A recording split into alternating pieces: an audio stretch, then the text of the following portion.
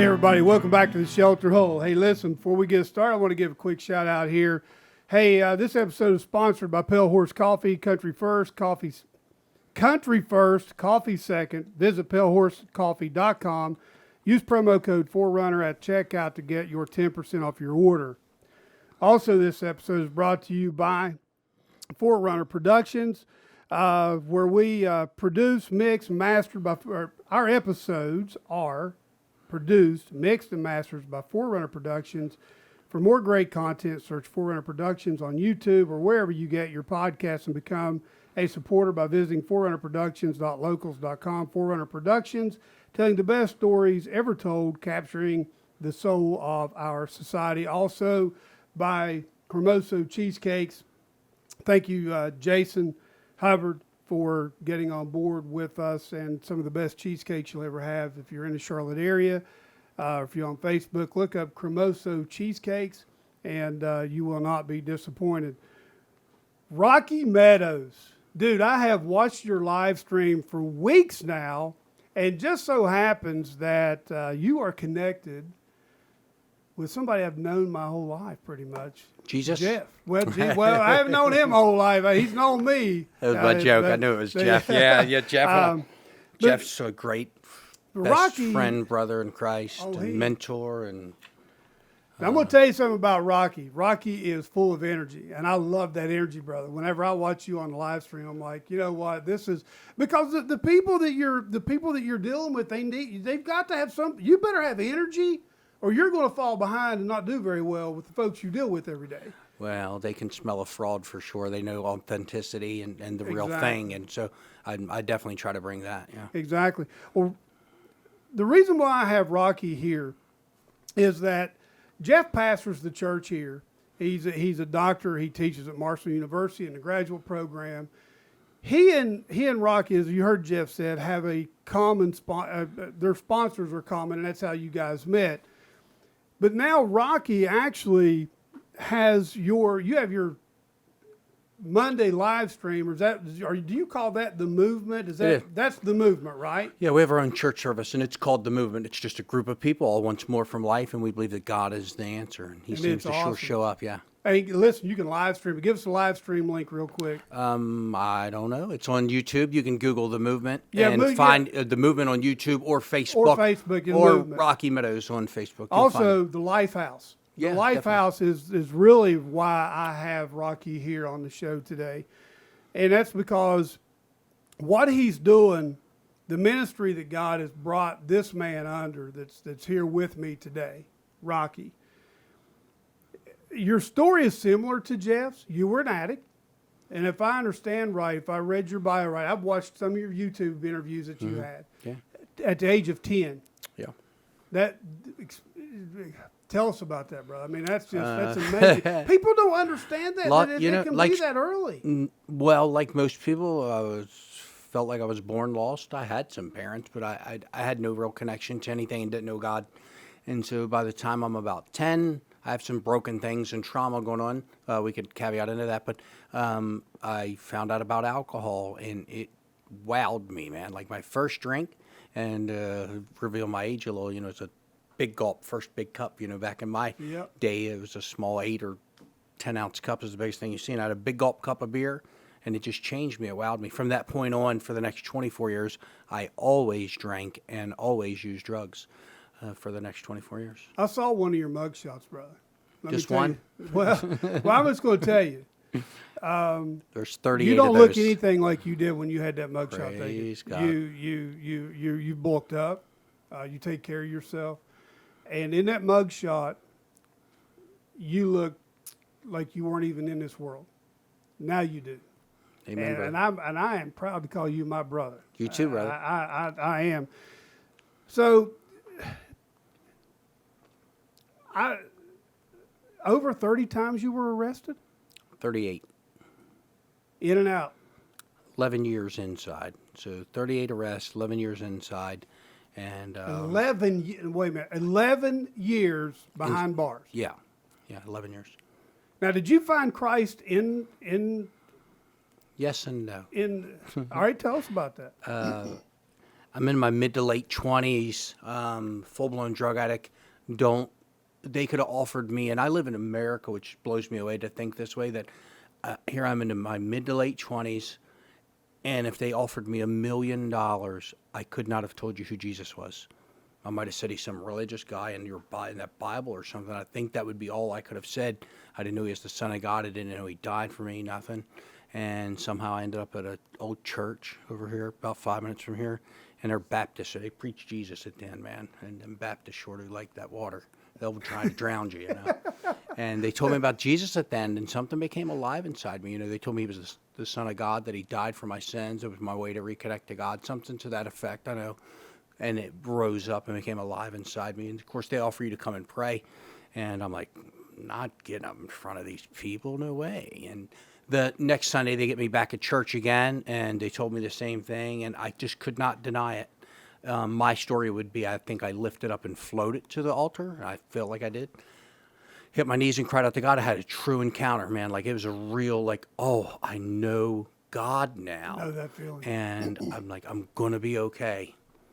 And it was not okay. The next week, the pastor told me I'd be baptized, and I'm like, no, I'm not. I don't know what happened last week. I ain't falling for that. Of course, I wanted to follow God, so I go to be baptized next day, and I swear to you, I hit the top step and slipped and dunked myself in front of the whole congregation. Got up and said, amen. You know, and he baptized me. And, you know, I'd love to tell you since that point on, you know, I've always been on a path and walk to lead people out of addiction and tell them about Jesus, and it's just not the truth. That I was still very carnal in my mind. I didn't know how to walk out my walk. No one discipled me. I didn't have the word in me. And so the next 8 years were the worst. And another 25 or so arrests. Finally, my best friend and I are out in the middle of the night one night. He gets shot and killed. We're in the middle of a crime. And I'm headed back to jail. That's where I really became to know Jesus. I was saved. I was destined to heaven. I believe that. But I didn't know God, the Word, or know Jesus intimately. And so for the next 13 months, I read the Bible for about 5 hours a day, just digging in. And not like I worked at it. I was just trying to know him. And a couple things happened, real important to me. I always speak about, I was pretty codependent, like a lot of people are. You know, had to have somebody, had a girl, and those things. God just spoke to me, literally spoke to me, and had me give a girl up. Said, if you don't give her up, you'll never have me the way you're supposed to have me. And it's the only person who would answer the phone for me. I was at the end of my rope where no family answers the phone. No one, don't call. You know, they know it's just too much. And I did. I gave her up. And that's when God and I got real. Life really changed after that. You know, from that point on, I've always kind of chased after him and known him and become to know him. So I did meet him in jail, but I was saved at a church. So when did you feel God's hand on you saying, okay, Rocky? And let's just say, everybody calls him Rocky, but it's Raymond Meadows. Raymond Carl Meadows the second. But we all call him Rocky. Rocky And Meadows, so yeah. yeah. I just want to make sure that was clear for everybody. Yeah. So if they, You Google so some of your YouTube videos, it actually has Raymond on it. Yeah. And that's how I found out. When did you feel that God's hand on your life to do what you're doing now? How did God lead you to where you are now with the ministry that you have? It started in jail. God was so heavy on my life, it was obvious. I ended up going to prison, did a long-term drug program, and I started holding a Bible study. Kind of started there. You know, you'd have 4 or 5 come, and there's only 80 people in the dorm, so 4 or 5 really coming pretty sincere about it. Led several people to Christ that way, and I think it kind of started there. After that commitment with God about, you know, giving up the girl and really making him first, it got real. And then I came home, and I just always have chased after helping other people. It was, I'd been to prison so many times. It was important to me to show others you never got to go back. And God was my answer. You know, it was God was the answer. Don't drink, don't drug, you don't go back to jail. And I just had to yell it from the rooftops to everybody. So I've always done that ever since I've been home.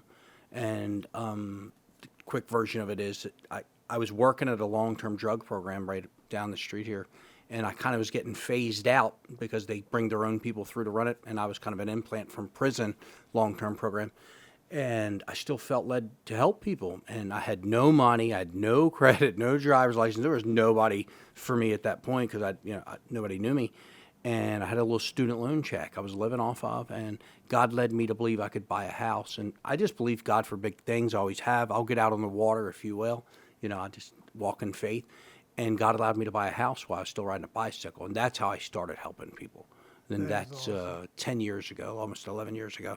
And it's really grown since then. But he led me into that. And I just follow after him.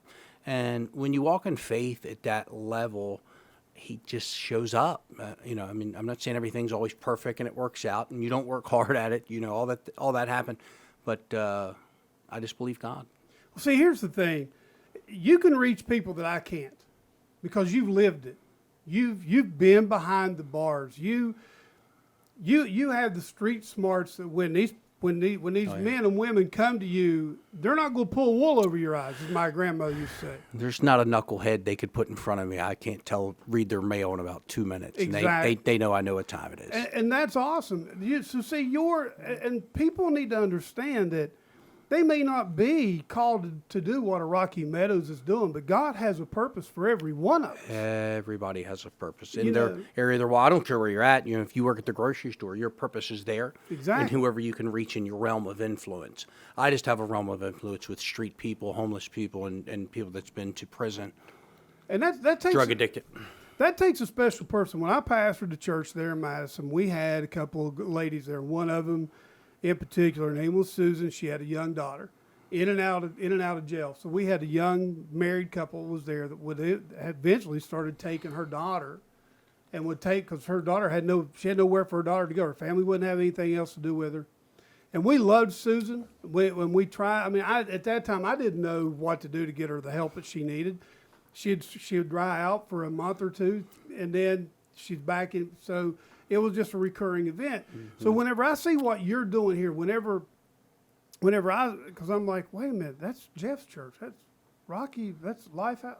So when I started seeing this, I'm like, and I started digging into it, went to YouTube and started looking some of the other interviews that you've done, that you've given, and your testimony. And I'm like, I got to get this guy on because more people need to know what Rocky's doing. Because I was telling Jeff, when I was in the military, I stood on Ground Zero at Hiroshima. It was a very moving. It's a very sobering moment. The way I hate to say this is not this is exact. It's not I'm not running Huntington in the ground, but this is ground zero. It is. The state knows it. I was here, and it was 3 or 4 years ago now. We were #1 overdose per capita of everywhere in the entire nation of America and United States. So, and I lived it. I was here when the 26 overdoses happened in 4 hours. I was here when my friends were dying at 2 and 3 a day, and it was a hard time sometimes. Yeah. Bless him, Lord. Yeah, that's and listen, bro. That's this. People need to understand who watch this video that when you've been through something and I'm trying to find the right way to say this. I'll just back up. So whenever I came out of my emotional place that I was in, that I came out of after 19 years after pastoring the church, I told Jeff, I said for about 3 months, I was one of the most broken individuals there was. I'd get up in the mornings and I would just be sitting there and just start crying. One of the songs is Jericho Walls that I listen to, and I just, when that song comes on, dude, it breaks me. Mm-hmm. There's just something about it. Mm-hmm. That emotion that you show, that you carry, is awesome because that is what transforms itself through a relationship with Christ that shows these other people out here that are where you and Jeff used to be. Mm-hmm. This guy really loves me. Oh, they know. That's powerful, bro. Yeah. You can't buy that. It can't be bought. The love of Christ and what he did on the cross, it can't be bought. Yeah. It can only be given. I personally know 500 or so probably that's overdosed and died. With me at Lifehouse, there's probably about 70 now that had been with me that's now dead. I've preached 30 funerals personally in the last 3 years probably, and so it's been a lot of close people. And sometimes I feel like I'm callous and too used to it, and then other times, like today, I remember those guys when you brought it up about how we work ground zero and 2 and 3 people a day sometimes, it's So, with that being said, one thing that wasn't on here that I'd like to ask you about, if you don't want to go here, No. trust me. nothing's How off has topic. Narcan, am I saying that right? Yeah, Narcan. How has that affected what you're trying to do? Because people know they have an out now, Yeah, well, or they think they do. I'm very beneficial and thankful to have it. We call it some of the boxes call it the Lazarus Project, and it literally brings people back to life and just reverses the effects from opiates. So I've Narcan 10. One of my best friends I had to do 5 times. He was blue and gone. He was in my vehicle. I'd picked him up and he'd used drugs and lied to me about it. And we're not 5 minutes down the road. He's in my truck dead. And I didn't have any Narcan with me, and I was going to stop and call 911. I remembered I had some close at one of my houses. I just did about 80 mile an hour and got there, slung him out on the ground, and Narcan him 5 times and brought him back to life. He's doing real well today, has a family, thriving at life, and I'm thankful for Narcan. I think it's a medicine that God's using to bring people back. We would lose a lot more people without it. I do feel like some people use it like it's an out, but I don't think they're thinking, well, I can overdose and they'll just use Narcan on me. I think they don't care if they live or not. So I'm thankful that we have it to bring them back to life. Well, I appreciate that, because that helps me understand. Yeah, better, they're not too. they're not thinking, oh, I get an out on this. They don't care. And See- I was in that position. They don't care if they live or not. They're looking for the effect that comes from that high. And once you overdose, you're almost looking to overdose. You want that, like, I feel like I'm about to go out feeling. And so it's really a sick place to be. So they're not thinking about whether somebody's going to, most of the time they don't know if somebody will Narcan them or get Narcan. And once you're Narcan, it's a miserable position because it's reversed your high. You're now just not high again. And so no, they're not looking for that at all. So that's how that works. Yeah. Oh yeah. When it reverses, your high's gone, and so now all you can think about is trying to go get high again, and it's a bad place to be. So no, they're not. They're really not looking to be Narcaned. So that, and I appreciate that. We would just because- have another couple million or 10 million dead without Narcan, whatever it is. because for those of us that don't understand, and listen, I'm just gonna tell you, I'm ignorant about it because I don't deal with it every day. I deal with it every day. So that helps me understand. We're so known for it. It's got a bad story. They will drive by our places and throw the bodies out to us. That's true. I've had it happen. Oh my God. Multiple times they will drive by and just throw the bodies out because they know we have Narcan. That's happened. Wow. That's not a one-time story. That's more than once. So one thing that, and I'm gonna go here because Chad knows I never. So this part of our conversation, we're gonna end this on a positive. So tell me about the successes that you've had.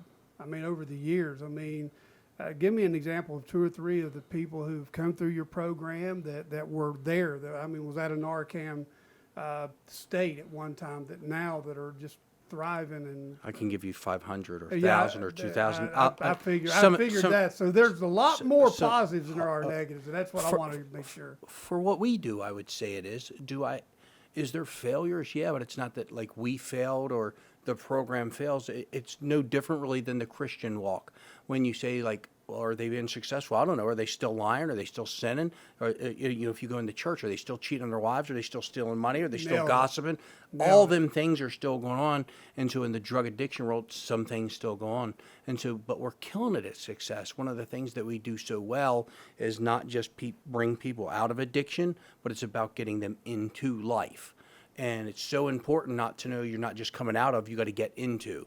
And we make people get into life, that you're going to have a walk with God. You will be a productive member of society by day 70. Everyone with me is full-time productive member of society, pays their own way, and getting them into life. Some of the successes I would say is some of the original guys, we would talk like a local kid, Tim Ruff. He owns Austin's Ice Cream downtown, which is one of the most world famous type ice creams, especially in our area. Kid failed with me 6 times. He was on his 6th relapse about 18 months in. And at that point, everybody's going, I don't know that you're helping him.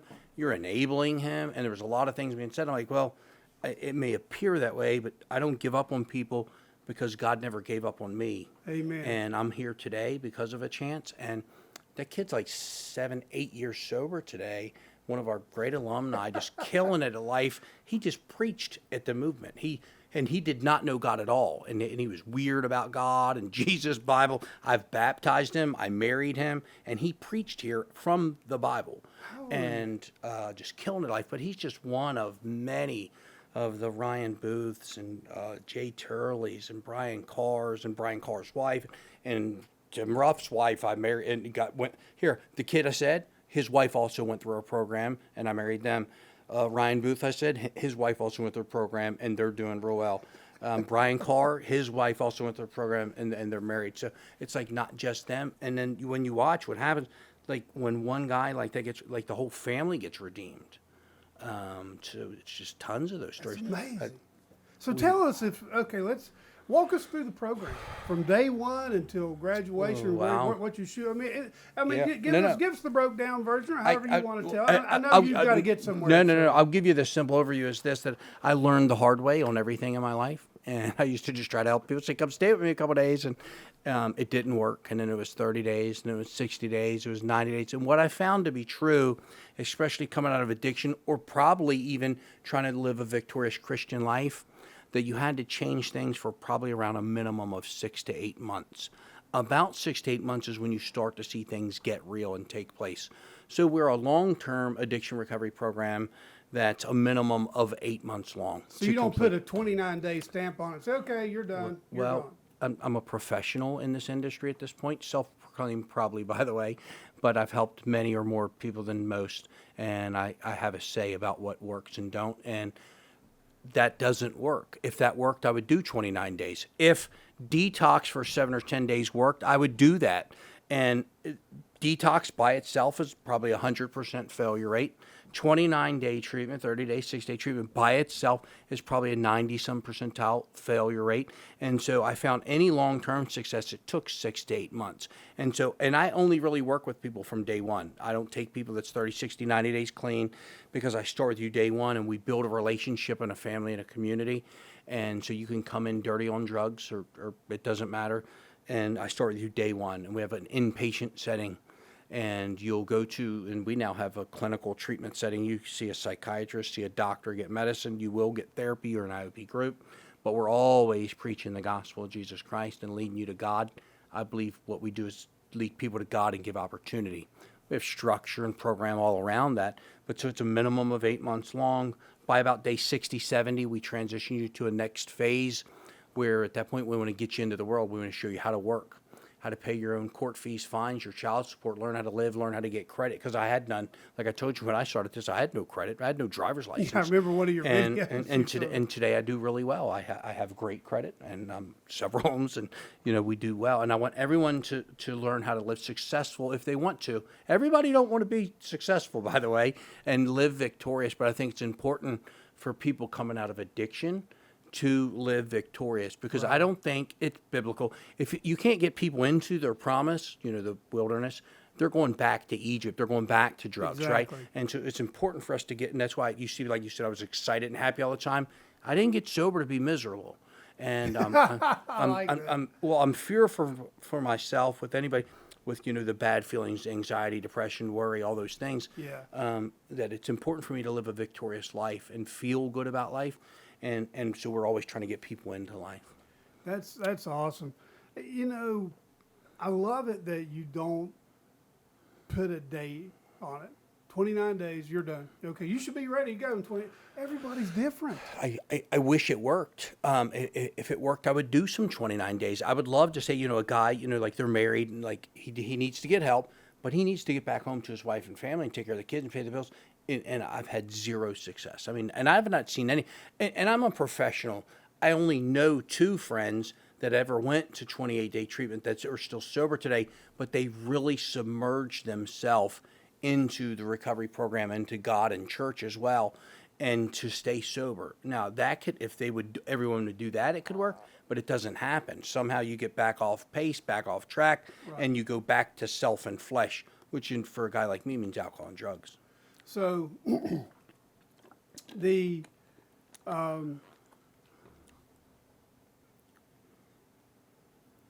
the program that you have, how does someone do people get referred to you?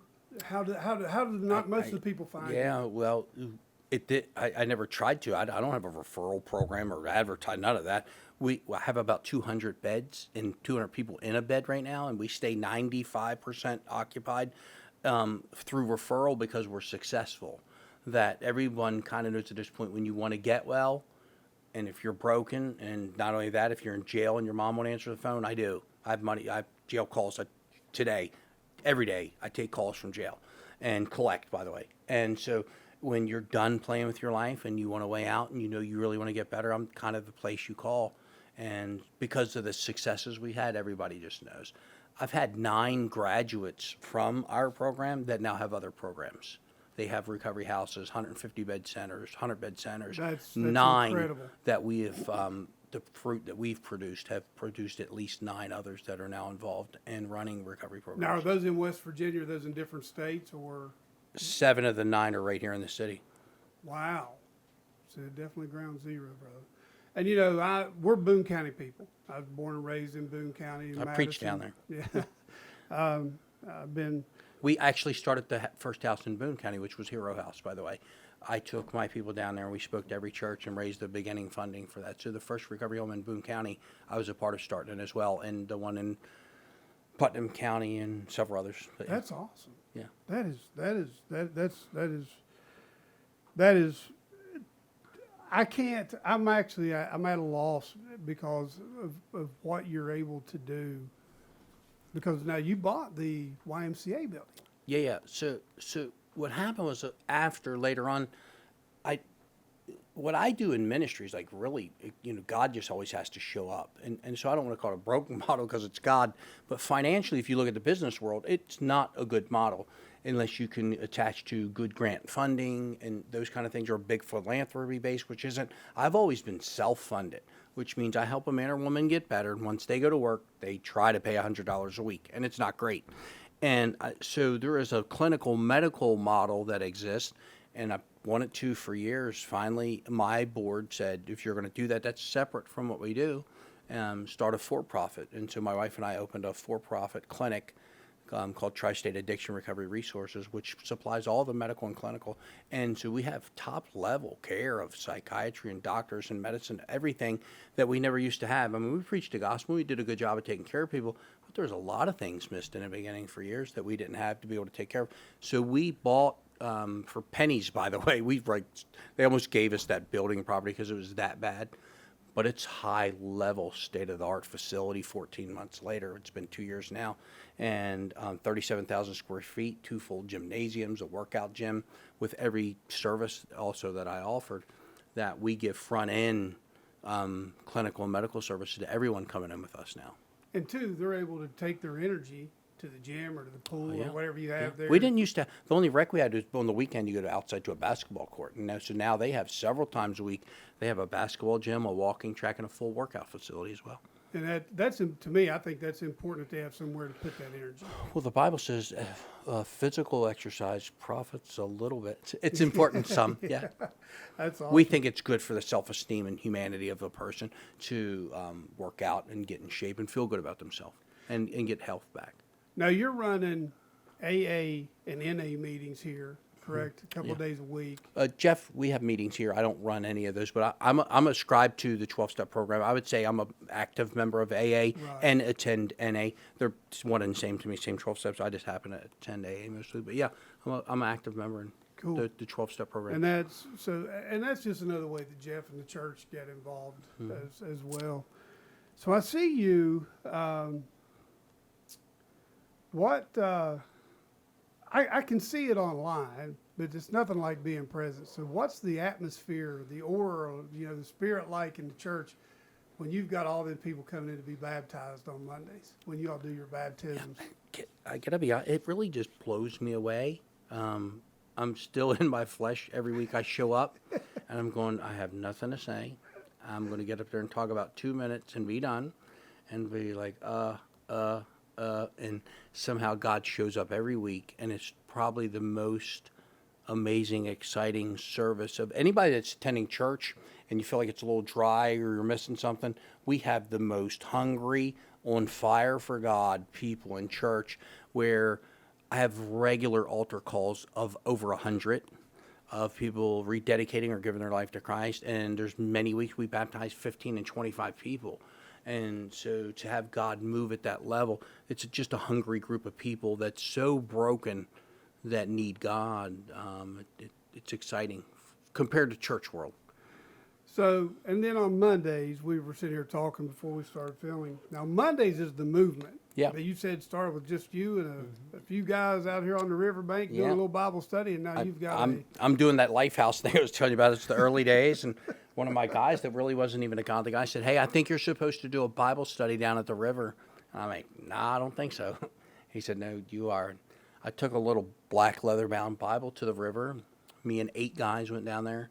I just spoke a little bit out of the Bible. We prayed together, and the word we'd use to say anointed. God showed up. Like, it was so obvious and heavy. It was like, okay, we're supposed to do this. And it went from 8 to 20 to 30 to 40. And then I got pushed by one of my mentor pastors, Kevin West of Expression Church, been a mentor to me my whole life, and that I was going to do a radio show. And I said, no, I'm not. And he said, yes, you are. And I said, no, I'm not. And he always said, you're either going to grow up or you're going to blow up, but you will not sit still in the kingdom. And so he put me in front of a live audience of 40 people recording live radio, and I don't preach. And I'm like, I had 5 minutes. And then he would talk for 5. I'd talk for 10. He'd talk for 10. Well, about the 6th week, I brought the best 14-minute message you ever heard. I'm preaching fire down from heaven. And I looked at him to talk, and he goes, and he's cutting it, at the neck, like, keep talking. And I'm recording live radio. I'm devastated. And he pushed me to speak and get through. And so from that point on, I've always been able to do 30, 45 minutes. I could preach 2 hours now. And it just grew from there. And we're like 6 weeks later, we've had as many as 600 on a Monday night here, I think. And on a movement, regular week is 250, 350 of people mostly coming out of addiction looking for God to show up in their life. Well, just so you know, and I think it's important that you know, that you are an extreme blessing to someone who lives in Charlotte, North Carolina, and you're looking at him. And it really God helps bless you, brother. It really helps me. It does. I mean, I enjoy it. Yeah. Because I see, it reminds me every Monday, God's still alive. God's still on the throne. He's still at work today. He hasn't given up on this place. He hasn't given up on any of us yet. And it's still, because it's not hard in today's world to get depressed or, run down with all the garbage that's going on in the world today. Mm-hmm. But whenever I see what God's doing through your ministry up here, to me it's incredible. And I want to thank you for having that live stream. If I know nothing else, it's every day that God's an active part of my life, and His hand and His grace is upon me, that there's no way we do what we do without Him. You couldn't do it without No. him. I'm telling you right No. now, there's no way.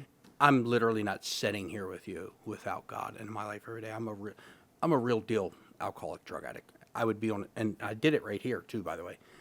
I'm on the street. Google me, like, I'm a street guy, and I'm sober today with my son, who I didn't lay eyes on that kid for 9 years, man. Yeah, he's going to be beating the women off. 9 years. He kind of does now.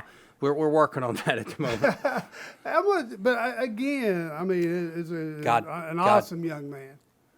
You can see He it. knows the word. And that's He got awesome. he got a little lucky with some grandparents. They're the ones that drugged me to that church where I met Jesus, by the way. You tell him I said thank you. So real quick question for you. If you could look out in the future a little bit, what does the Lifehouse and the movement in 10 years down, what's your vision? I mean, where do you see this going? I mean, there's a great need for what you're doing, brother, not just here, but I mean, in the country, we're not the only state that's been hit by opioids. Everything we do right now is not really to grow in quantity anymore, even though I just like opened 11 more beds in that graduate house, is to grow in quality. And I'm really trying to make sure like the discipleship programs in place and people are being mentored properly. We have enough people that's caring about people, that our facilities are better today than they've ever been. That we want to do what we do at a better level, which we do well, by the way. But I'm just trying to do what we do and do it well. There'll be on the clinical side, there'll be some inpatient probably show up, but really we're really doing it. So, and that means a lot. I mean, that's incredible that you say it, because you could end up doing more with less results and do less with greater results. I mean, more is not always better. Well, I've already shown I'm producing. The fruit's there. So I'm not trying Exactly. to, I'm trying to add to quantity. I want to make sure what we produce is quality, and the people that I produce are bringing quality. I want to make sure I beget somebody who begets somebody. Absolutely. And that's what I'm working on right now. Like the 9 graduates, I want to make sure they're carrying something to the people that they carry to. And I'm sure that your goal would be all of our goal, that your services would no longer be needed. Oh, addiction? Listen, brother, I've got a knack at life. I kill it. It doesn't matter what I do. I'm going to go do well.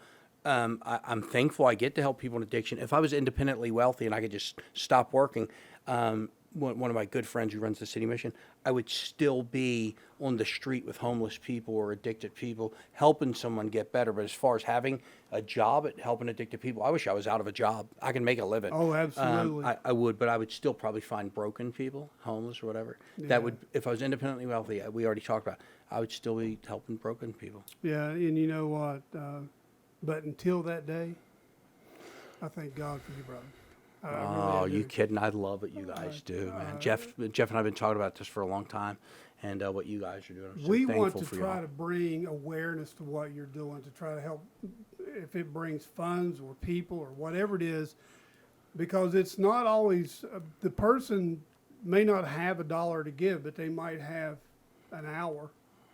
They might not, their gift may not be monetarily, something that they can pull out of their wallet. Their gift may be coming in and sitting down with somebody, because you know as well as I do, being in the ministry a lot of the times is being able to listen. It's not what you say. It's just having an ear. Being present. Exactly. And, and here's what John Maxwell said, and I'm pretty sure John Maxwell said this. I'm going to give him the credit for it anyways, because he started out at very small churches when he first started. And he's always said that those most honored by God are not always those who are most honored by man. Because you've got It's a different recognition. Yeah, well, exactly. I mean, it's just, I'd rather have God's any day. Now, I love that people like me and want to be with me and all that, but if God's hand ain't on me, man, I don't want no part of it. brother. Thank you so much for coming on. Is there anything else? Hey, if you've got a way, if there's something, another way that we could, folks can get in touch with you or contact you through Facebook, through just There's several. My personal cell's pretty well known, but 304-429-LIFE is a call-in number to any admissions or anybody needs to get in. You can do that. 304-730-0290. Call, text 24 hours a day. That's an admission line. My personal cell is 304-416-5000. You ever need minister or you need talk, you can get a hold of me or Rocky Meadows on Facebook and YouTube. The Movement or the Life House, Huntington, West Virginia. They kind of come right up. We have that optimization kind of high up there, so you can reach us any way possible. If anything else, like I say, is it's not the money, the time. I need people to know we're doing the work. That people are really still getting better. God's still touching people's lives. People are changing. It's really working. so this has hit my family personally. And we are in the process of working through a possible interview with one of my family members that was in a very bad place. And so we're trying to work through, and I was going to let you go. I'm going to, but I got another question for you. No, take your time. If you, because I understand if I go out and I have an affair on my wife, or the last thing I want to do is get on a podcast and start telling everybody about it. You know what I'm saying? Mm-hmm. Because there's embarrassment there. Mm-hmm. What would you, if somebody was thinking about doing a podcast, or somebody wanted to get out and tell their story, what would you suggest to them? How to go about that, or what's the parameters to stay in? I mean, is there? For addiction, you mean? Yes. I don't think there's no boundaries. I think it all needs told. Everybody's experience is a little different. Mine's different than someone else's. I think it all needs told. I don't think there is any boundaries. I think just tell the truth. Be honest. My experience is that we'll all have an encounter with God to get well. There's a few that doesn't. Maybe they're not really drug addicts like me, though. Yeah, it's my joke. If you're really a drug addict like I am, it'll take the intervention from God to show up. Just be honest. And God was Authentic. It shows anyone that's a drug addict speaks to me, they know in a matter of 30 seconds I'm the real deal, or I know they are or not. And authenticity is the main thing that matters. Truly, if you're talking about a podcast, caring about people, if it's not about people getting better, there's any other motive, leave it alone. That still today, my motive is about people. Yes. I want to see people changed and get better and point them to God. And it's still obvious. And so the authenticity that comes from that, I think that's the main thing. That's awesome. And just so everybody knows, Rocky's son is actually in our studio here today, and you know, that was one of the things that is that there's a child involved with this. They're little. I kind of hit on it a second ago, and I say it a lot in front of other people. I didn't lay eyes on that kid for 9 years because I was a drug addict. Do what? I never seen him for 9 years. I did not know that, bro. And we're very close today. I mean, we're kind of best friends and hang out and work out together. But I didn't even see him for 9 years. 9 years. His sister as well.